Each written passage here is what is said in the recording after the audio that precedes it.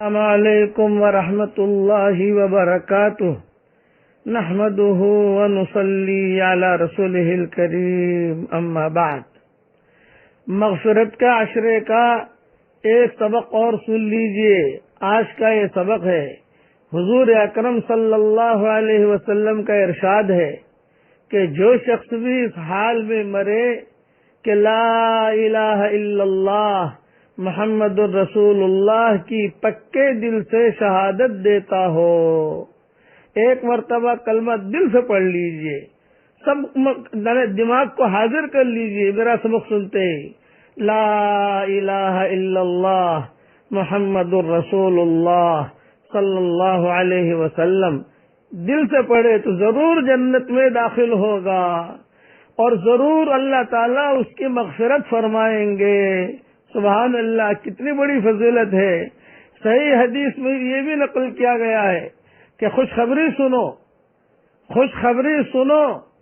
اور دوسروں کو بھی بشارت سنا دو کہ جو شخص سچے دل سے لا الہ الا اللہ کا اقرار کرے وہ جنت میں داخل ہوگا۔ اللہ تعالیٰ کے یہاں اخلاص کی قدر ہے اور اخلاص کے ساتھ تھوڑا سا عمل بھی بہت زیادہ اجر و ثواب رکھتا ہے۔ دنیا کے دکھاوے کے واسطے، لوگوں کے خوشی کرنے کے واسطے کوئی کام کیا جائے وہ تو ان کی سرکار میں بیکار ہے، بلکہ کرنے والے کے لیے وبال ہے، لیکن اخلاص کے ساتھ تھوڑا سا عمل بھی بہت کچھ رنگ لاتا ہے۔ اس لیے اخلاص سے ایک مرتبہ یہ کلمہ پڑھ لیجئے، پڑھتے ہی اللہ تعالی ہمارے گناہوں کو معاف کر دیں گے اور اللہ تعالی جنتی ہونے کا پروانہ لکھ دیں گے۔ اشہد ان لا الہ الا اللہ واشہد ان محمد رسول اللہ صلی اللہ علیہ وسلم۔ کتابوں میں ایک قصہ لکھا ہے کہ یحییٰ ابن اکثم ایک بہت بڑے محدث ہیں۔ جب ان کا انتقال ہوا تو ایک شاگرد نے ان کو خواب میں دیکھا، ان سے پوچھا کیا گزری؟ یہ جوانی میں ان کا انتقال ہو گیا تھا کہ کیا گزری؟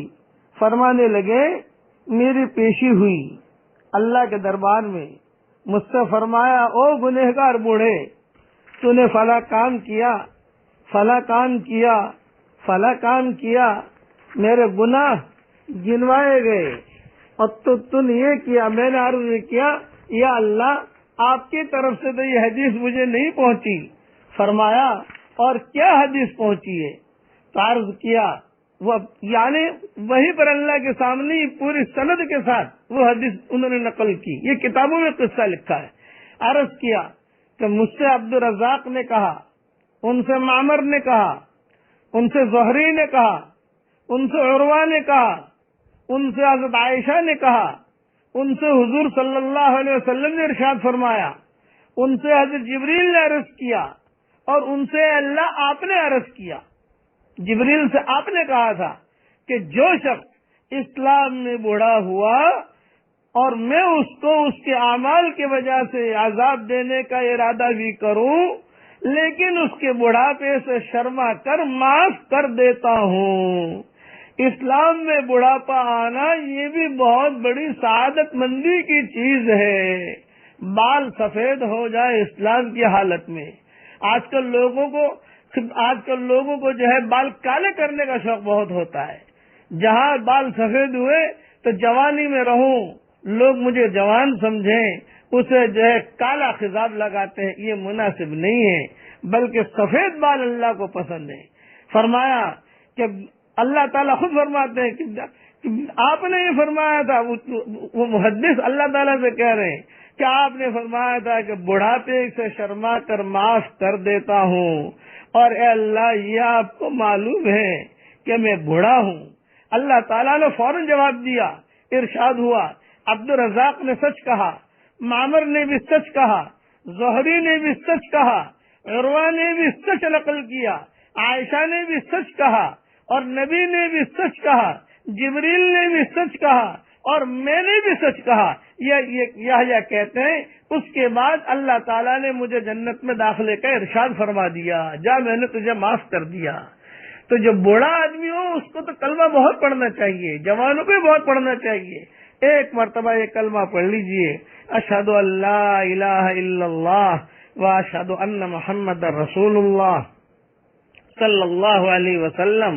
حضور صلی اللہ علیہ وسلم کا ارشاد ہے، ہر عمل کے لیے اللہ کے یہاں پہنچنے کے لیے درمیان میں پردہ ہوتا ہے، مگر لا الہ الا اللہ اور باپ کی دعا بیٹے کے لیے، ان دونوں کے لیے کوئی پردہ نہیں ہے۔ ہر عمل کے لیے پردہ حجاب ہوتا ہے، لیکن لا الہ الا اللہ اور باپ کی دعا بیٹے کے لیے، ان دونوں کے لیے کوئی حجاب نہیں۔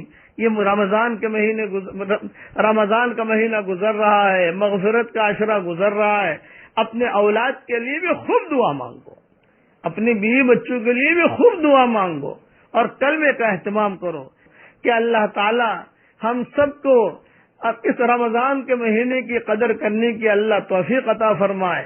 اور خاص دعا یہ مانگتا ہوں کہ اے اللہ، اگر تو نے ہمارا نام سعیدوں اور نیک بختوں میں لکھا ہو تو ہمارا نام انہی میں لکھے رکھنا، اور اگر آپ نے ہمارا نام شقی اور بدبختوں میں لکھا ہو تو ہمارا نام ان کی فہرست میں مٹا دینا، اور نیک لوگوں کی فہرست میں ہمارا نام لکھ لینا۔